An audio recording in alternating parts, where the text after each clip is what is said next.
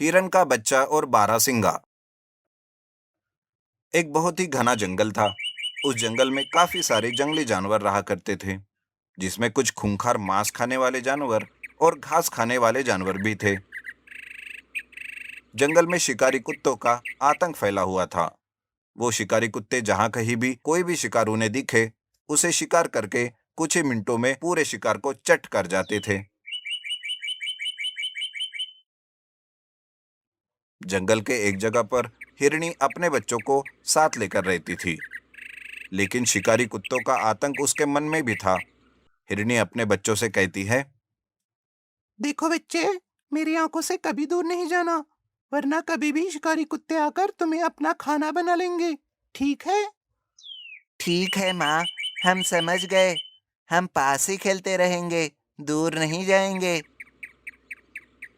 लेकिन वो हिरण कभी कभी उसकी माँ की आंखों से जानबूझकर दूर चला जाता, और माँ उसे समझाती थी।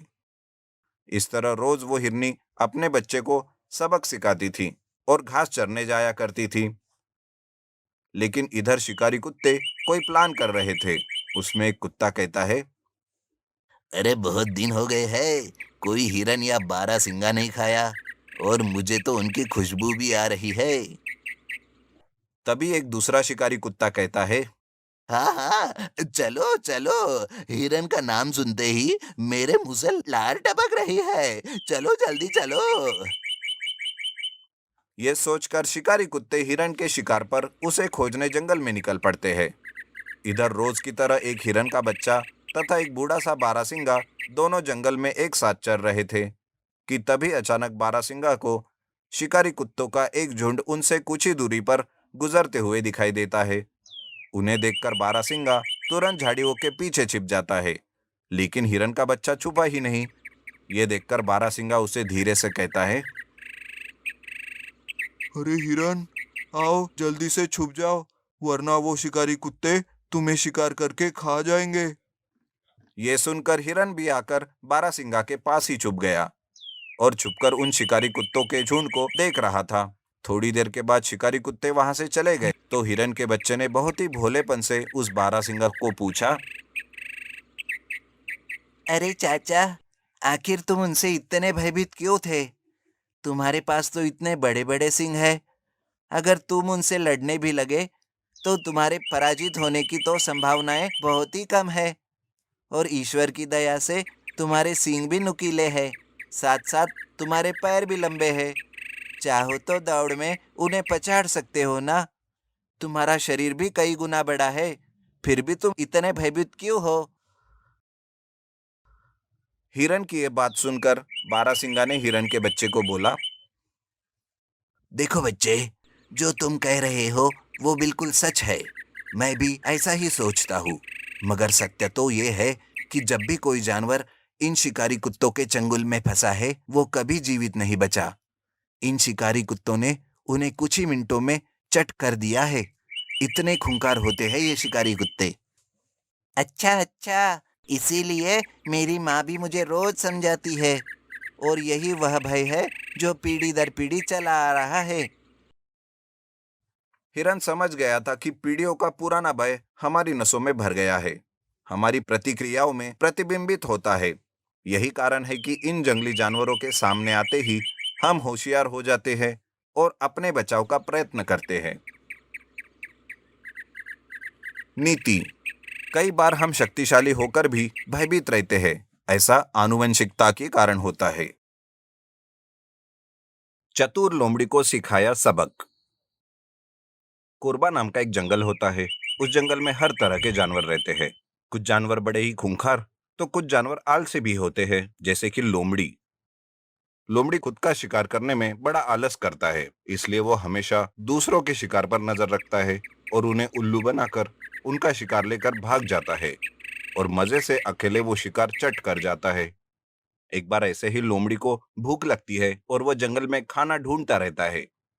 तभी उसकी नजर एक कौवे पर जाती है, जो पेड़ पर एक मांस का टुकड़ा अपने मुंह में पकड़कर खाने वाला होता है। लोमड़ी उसे कहता है, अरे वाह कौवे भाई, मैंने तुम्हारे बारे में कुछ सुना है। क्या सुना है लोमड़ी भाई? अरे यही कि तुम बड़ा ही सुरीला गाते हो। एक बार मुझे भी सुनाओ ना अपना गाना। ऐसा कहते ही कौवा गाना गाने के लिए अपना मुंह खोलता है और उसके मुंह से वो मांस का टुकड़ा गिर जाता है। लोमड़ी वो टुकड़ा उठाकर भाग जाता है और बेचारा कौवा गाना गाते ही रहता है। थोड़ी देर के बाद उसे लोमड़ी की चाल का पता चलता है। फिर ऐसे ही एक दिन लोमड़ी एक तेंदुए को शिकार को ले जाते हुए देखता है। उसका शिकार देखकर लोमड़ी सोचता है, अरे वाह, इस तेंदुए ने तो बहुत ही बढ़िया शिकार किया है। इसका शिकार हथियाना पड़ेगा, लेकिन क्या करूं? ऐसा सोचकर लोमड़ी उस तेंदुए के पास जाता है और उसे कहता है, अरे तेंदुए जी, आपके बारे में मैंने कुछ सुना है। अच्छा, क्या सुना है? जरा बताओ। यही कि आप बहुत ही बहादुर हो, लेकिन पेड़ पर चढ़ने से डरते हो।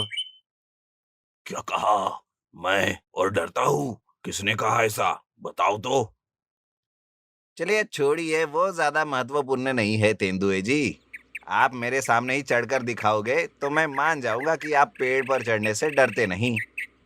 ठीक है, मैं अभी तुम्हारे सामने पेड़ पर चढ़कर दिखाता हूँ। लोमड़ी की बातों में आकर वो तेंदुआ अपने शिकार को छोड़कर पेड़ पर चढ़ने लगता है। वो जैसे ही बहुत ऊपर पहुंचता है, लोमड़ी उसका शिकार लेकर तेजी से भाग जाता है। ये देखकर तेंदुआ ऊपर से ही चिल्लाने लगता है, अरे धोखेबाज लोमड़ी, मुझे उल्लू बनाया। रुक जा, मेरा शिकार मुझे वापस दे दे।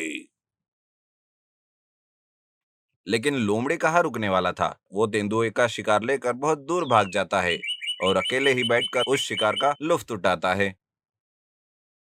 लेकिन कुछ दिनों के बाद सभी जानवर होशियार होकर लोमड़ी की बात सुनते ही नहीं और उसके जाल में नहीं फंसते, जिस वजह से लोमड़ी को खाना नहीं मिल पाता और लोमड़ी दिन ब दिन कमजोर होता जाता है।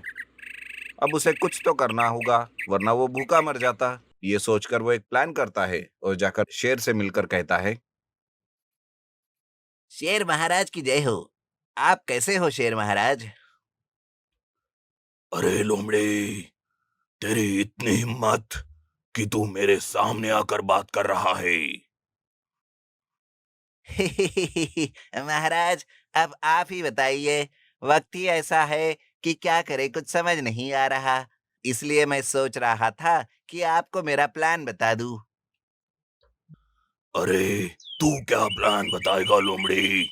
मुझे सब पता है कि तू दूसरे का शिकार छीन के खाता है। ओहो, अच्छा अच्छा। वो तो पुरानी बात हो गई महाराज। इसलिए तो मैं एक नया प्लान लेकर आपके पास आया हूँ, जिससे आपको भी कभी शिकार करने की जरूरत नहीं पड़ेगी और खाना आपके सामने रहेगा। अच्छा, वो कैसे लोमड़ी? महाराज, मैं शिकार को लेकर आपके पास धोखे से लेकर आता हूँ और आप उसका शिकार करके थोड़ा मुझे दे दीजिएगा। क्या कहते हो? ठीक है लोमड़ी, तो जा फिर किसी अच्छे से शिकार को लेकर आ। मेरा लंच करने का वक्त हो गया है। ये बात कहकर लोमड़ी जंगल में शिकार ढूंढते रहता है कि तभी उसे एक हिरन घास खाते हुए एक जगह दिखता है। लोमड़ी उस हिरन के पास जाता है और उसे कहता है, अरे रे रे रे रे हिरन, ये क्या खा रहे हो? बेकार सी घास। अरे मेरे साथ चलो, मैं तुम्हें एक खेत दिखाता हूँ जहाँ पर ढेर सारे मीठे गन्ने और कॉर्न है। अच्छा, क्या तुम सच कह रहे हो? लो, झूठ तो मैं कभी बोलता ही नहीं। बेचारा हिरन लोमड़ी के साथ जाता है और उधर घात लगाए बैठा शेर हिरन पर हमला करके उसे मार डालता है और फिर शेर और लोमड़ी मिलकर उस हिरन को खा जाते हैं। लोमड़ी का यह प्लान शेर को भी अब अच्छा लगने लगता है। ऐसा करते करते लोमड़ी कई सारे जानवरों को बेवकूफ बनाता है और शेर के हाथों शिकार करवा कर उसे खा जाते हैं। लेकिन ये सब करते हुए एक बंदर पेड़ से देखता रहता है और वो अपने जंगली साथियों के साथ मीटिंग करता है और लोमड़ी को सबक सिखाने का प्लान बनाते हैं। प्लान के मुताबिक एक दिन बंदर एक सुरंग बनाता है और उसमें एक अपने दोस्त बकरी को खड़ा करता है और खुद जाकर लोमड़ी से कहता है, अरे लोमड़ी भाई, मेरी मदद कीजिए। मेरा एक बकरी दोस्त एक सुरंग में फंस गया है। आप प्लीज मेरे साथ चलो और उसे बाहर निकालने में मेरी मदद करो। बंदर की ये बात सुनकर लोमड़ी मन में ही सोचता है कि ये तो खुद एक शिकार उसके हाथ आया है, और शेर को देखकर शेर और भी खुश हो जाएगा, इसलिए वो तैयार हो जाता है। वो कहता है, अच्छा ठीक है, मुझे मदद करना बहुत पसंद है, मैं जरूर आऊंगा। ये कहकर दोनों उस सुरंग की तरफ जाते हैं, और जैसे ही लोमड़ी उस सुरंग में घुसता है, बंदर इस तरफ से सुरंग को बंद कर देता है, और वो बकरी दूसरी तरफ से बाहर भागकर निकल जाती है। उधर से एक हाथी बड़ा सा पत्थर लेकर उस सुरंग को बंद कर देता है। लोमड़ी जोरों से चिल्लाने लगता है और तड़प तड़प कर वही मर जाता है। इस तरह से सारे जानवर मिलकर उस चतुर लोमड़ी को सबक सिखाते हैं।